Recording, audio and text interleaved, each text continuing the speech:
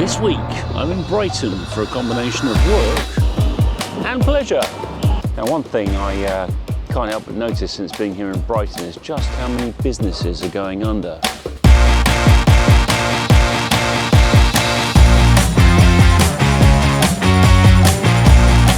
They say that something like 50 to 90% of small businesses will close their doors within the first 5 years, which means that at best, your chances of success are essentially a coin toss.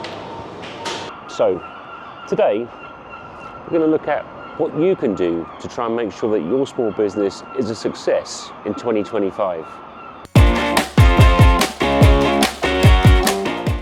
So my first tip would be to think carefully about what business it is that you're in.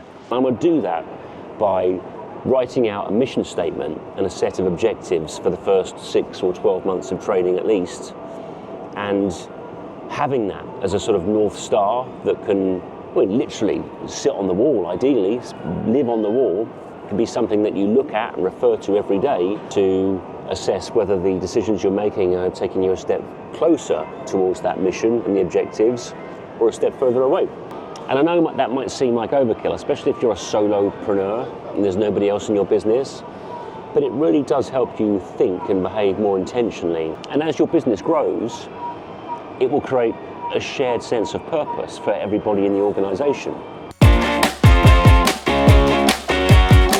Right, the second thing I would do is really make sure that I understand the market I'm aiming to compete in, and I would do this first of all by doing some desk research. So what information sources are available for free that I can read and understand to help me get a feel for what's driving customer decision making in the market, how competitive products and services are viewed. You know, you can learn a lot by doing secondary research, but it's only going to get you so far. At some point, you are going to want to speak to people yourself and test people's reactions to your product.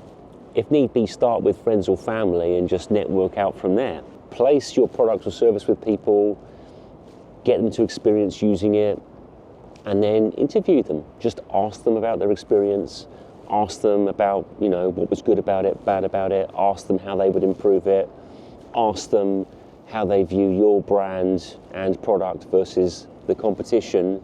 And this is going to give you so much information. First of all, it's going to help you understand from a sort of product development perspective how you can improve your product. And secondly, it's going to give you really good cues as to the points you should land in your marketing messaging based on what your would-be customers tell you is important to them. So once you've done your market research and you've better understood the marketplace, your next job is going to be to define your target customer and to understand how to differentiate yourself versus the competition. One of the most common mistakes that new business owners make is thinking that their target customer is everybody in the marketplace. And that's deeply unwise and deeply unhelpful, not least because of complexity. If you take, for instance, this pile of overpriced gummy bears I've just bought, there's a lot of different things going on. In fact, there's not actually, let's be honest, there's just different colours. But if it was different customers in the marketplace, there would be all sorts of different people shopping your category for all sorts of different reasons, with all sorts of different needs, all sorts of different things that either attract or put them off of different brands or products. It would be too complex, really, to try and appeal to all of these people. And by trying to appeal to all of them, you'd probably end up appealing to none of them, let's be honest. So big, successful brands spend a lot of time and money understanding all the customers in the marketplace and segmenting them. So here, with the aid of these jelly gummies, all we've got is colour. So we start to pull them apart by colour. But in your category, you could start to pull the different customers apart based on the needs that drive their purchasing behaviour in your category, or perhaps based on their actual category behaviours. So how often they shop your category, how much money they spend, that kind of thing. The point is, once you start to understand there are different customer groups in the marketplace, you can start to understand how and where your brand best lives. And you might do this through market research by actually testing people's responses to your product, or it might be that you actually just launch your company and you start to understand which customers you're attracting, which ones you're putting off, and therefore, you know, who the target customer group should be. But the point is, going forward, you must define who your target customer is, your primary audience, and you must really get to know them. Get to understand what keeps them awake at night, what their needs are that drive their category behaviors, what their attitudes are towards different product features and benefits and towards the competition versus your brand. And over time, really build up a thorough understanding and a relationship with your target customer group. Right, my next tip would be, before you spend $1 on advertising, really make sure that you've locked down your customer experience so that you're creating happy, satisfied customers who want to shop from you again. Otherwise, you're going to be spending money acquiring customers, which is expensive, and you're going to be essentially losing them immediately if the customer experience is poor. It's the equivalent to paying to fill up a bucket with water only for there to be a bunch of holes in the bucket. So really think through your customer experience and test it and make sure you're creating satisfaction at every stage. And you can think about it, I mean, it's quite simplistic, but you can think about it in a pretty linear way. You can think about the pre-purchase experience, the purchasing experience itself, the post-purchasing experience. But that's how big brands think about customer experience.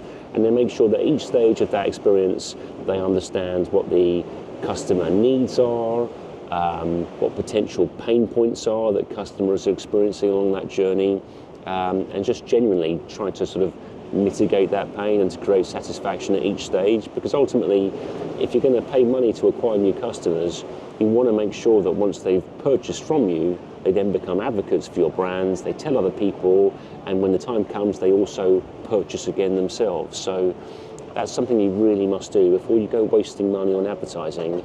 Make sure that you've created the best possible customer experience. Finally, let's talk about customer acquisition, which really should be the last thing you think about. You need to do all of that other stuff first. It's ironic, really, because a lot of small business owners make the mistake of rushing straight into spending money on advertising or wasting money on advertising, I think would be a more correct way of putting it. Because if you haven't done all that other prep first, you're almost certainly going to burn through your cash very fast. So, you know, like we've talked about, you need to really define what business you're in, set a clear mission, do your market research, understand who the different buyers are in the marketplace and what makes them tick, identify your target customers, understand how to differentiate your product versus the competition, and really lock down that customer experience so that when you do spend money on acquiring customers, it's not going to be wasted money. You're going to create happy customers who advocate for your brand and come back for more. So finally then, let's talk about acquisition. I guess the first thing I would say is think about ways that you can acquire customers for free. Obviously, social media would be an excellent starting point. If you do have a physical location, think about how you can leverage that. Your goal really should be, as a new business owner, to build a database of customer contact details, namely email addresses, because you really want to own that relationship with your customers without having to go through an intermediary like Meta or Google long term. You're going to want to own that relationship. You're going to want to be able to communicate with your customers for free over time. So yeah, think about how you can build your own CRM and think about that cost per acquisition. You know, how much are you willing to spend to acquire new customer contact details? So when you do finally start spending money on advertising, you're going to have really clear campaign goals and a really clear understanding of what's going to make your campaign successful or not successful. Anyway, I think that'll do us for today. Right, hopefully that's given you a steer on what I would do if I was going to start a new business in 2025 and avoid being one of the 50 to 90% of businesses who will unfortunately go bust within the first 5 years of trading. Because it is a tough old world out there, and let's be honest, it is fucking hard starting a new business and making a success of it. So there are some really simple things that you can do to try and improve your odds of success. So I'm going to create a PDF, as I always do, of this stuff. So if you found it interesting and you want to read a bit more information about it, check out the QR links that I will put up on the screen. And yeah, good luck out there. And can't wait to see what you do in 2025. And I'm sure your business is going to be a roaring success.